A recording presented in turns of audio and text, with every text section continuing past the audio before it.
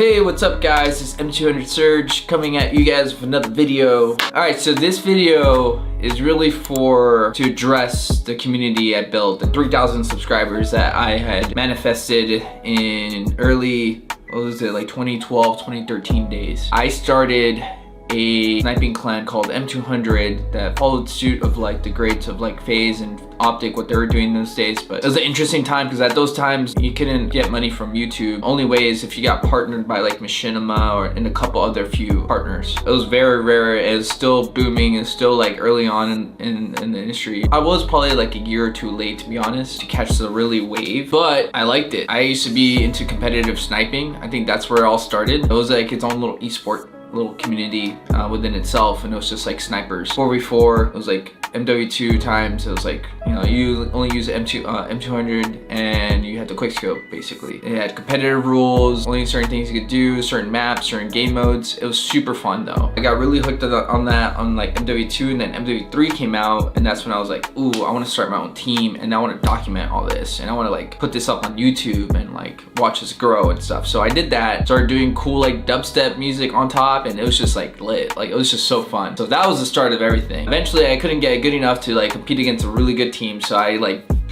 jumped down to a coach spot. So I was like a coach, and then I was recruiting, and then I was like team managing and all that stuff, similar to what I'm doing now with Team War. Started doing that, and then next thing you know, I was like, people started telling me, it was like, why don't you start doing like montages, like trick shotters and like feeders? And I was like, yeah, why not? I started doing that, started recruiting feeders and trick shotters, and started doing montages for them too, on top of like all the competitive stuff that was going on. And for those I remember, is like RM, guys, like those Instinct, like all those teams. It was so cool. Miss those days. I got more heavily onto like the feeding side, the clips and all that, and so we started doing that, and we came out with some really dope videos. Mike, my cousin, who's co-owner of War, he was editing the big team tages. We came out with like 2 big ones, and they did really well, especially for our size. We were growing. We were uploading almost every day, every other day. It was nuts, and I was managing this all as a 19-year-old kid, you know, and it was quite an experience. I think at one point we had like 30 people under me, between like the snipers, the content creators, editors and designers, and all this stuff. It was fun. Thumbnails, we're doing it all. Like you can scroll down and you can see it. This video is really for my M200 community, because I never really addressed the end. I made the video saying that I was closing shop. I got really emotional in it. I remember I got really emotional, and I was, you know, lots of crying, because I didn't want to let go, and I felt like I failed people and I let people down. So it was very hard. Cowardly, I didn't upload it.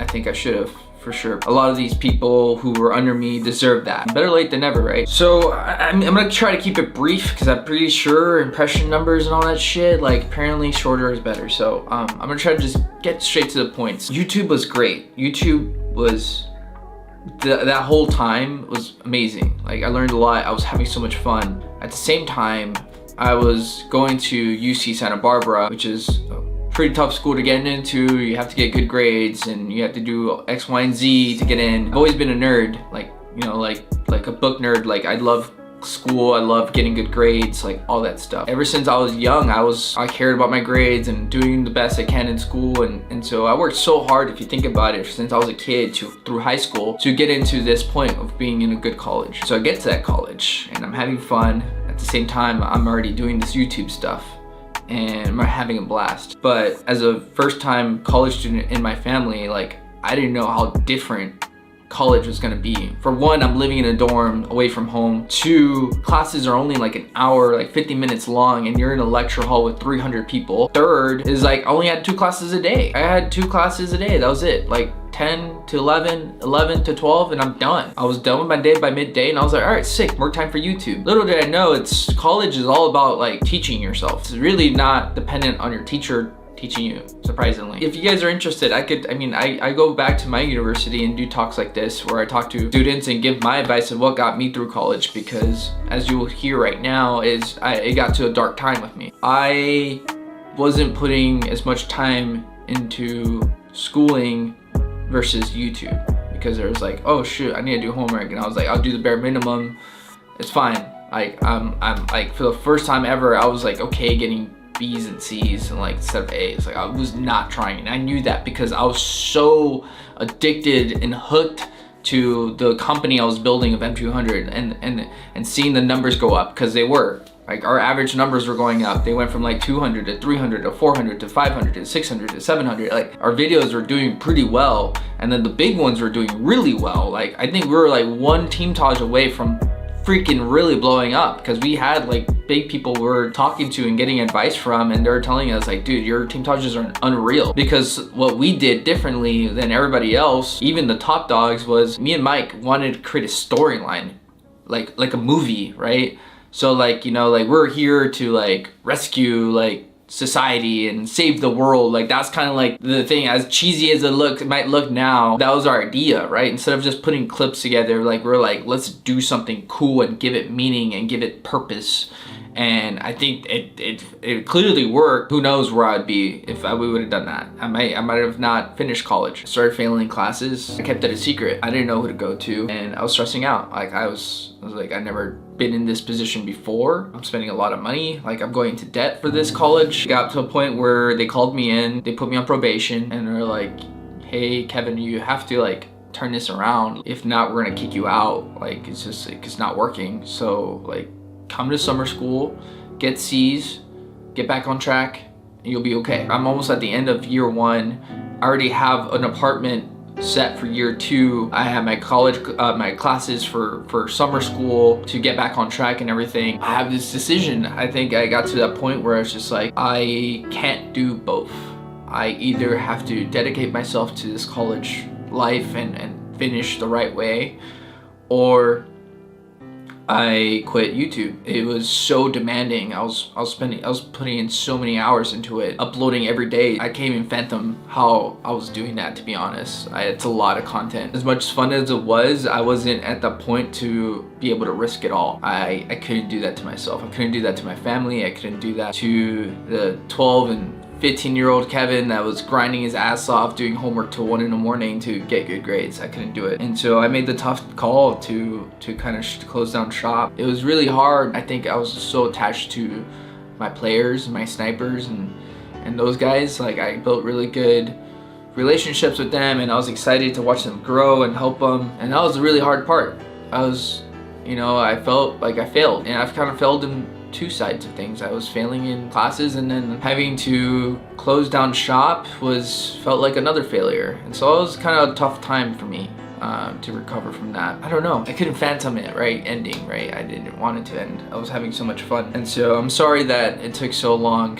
I think we're like reaching, honestly, like our 10-year anniversary or something from our team Taj or something. So we might do a little watch party or something with my co-owner, Mike, who also edited that video. I do apologize for delaying this video. I'm a lot less emotional, trust me, from the first time I made this video in the moment. It was hard. It was hard hanging up the sticks. To the extent I kind of pushed away YouTube. Like, this is the first time ever trying to do it again. I'm worried of failing again, maybe. I don't know, in the back of my head. In the end, I have nothing to lose, right? And I think it's justice to you guys to kind of see where I am and where I'm going. Hopefully I can inspire some of you guys, and hopefully some of you from M200 days could come back and like still chat with me and hang out and play video games like we used to. Hopefully with the new game coming out, it's good. I haven't really played with snipers in a long time, but that'd be really cool.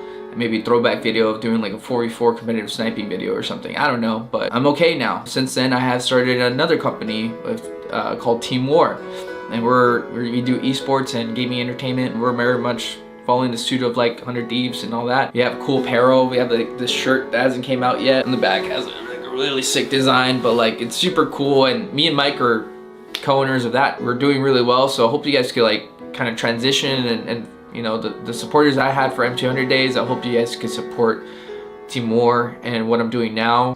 Being at my age now, it's a lot more real, a lot more money being invested in this. It's been going well for us. That's not going anywhere, and I hope you guys could find a new home with us over at Team War. The DNA is still the same from M200, and I learned a lot during those days. I think that's why I've been so successful at managing players. And some of the players I've had in Team War, a lot of them are pros in the CDL, like Envoy and Cammy, Harry, Nasty, Afro. I mean, the list goes on. Nero from Boston Breach. A lot of players have come and gone out through our system, and I'm still really cool with a lot of them. I think it'd be cool for you guys to watch and see where we're at now. I'm sorry it took so long for my M200 community, and I'm sorry to let you down. I just want you guys to know it was a very hard time, and it was a very hard call, and I went back and forth on it a lot, but I had to do what's best for me, and I think it did work out. I hope I could see you guys in the comments and see where you guys are doing.